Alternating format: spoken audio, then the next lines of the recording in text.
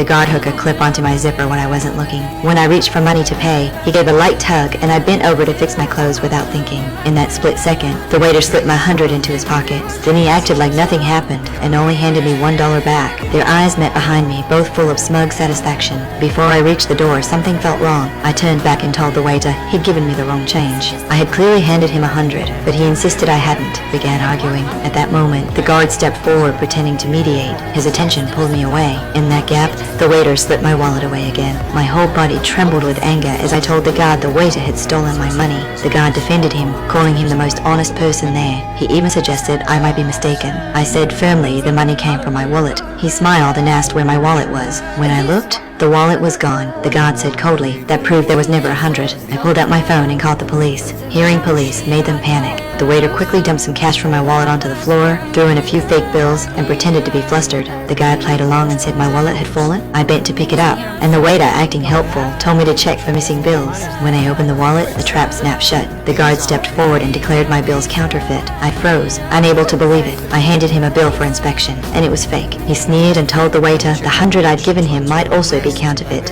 It kinda looks suspicious, doesn't it? Have a look. May I? Fake as well. Ma'am, I'm terribly sorry, but I'll have to call the police on you right away. Oh, come on. Well, ma'am, you should have taken that dollar.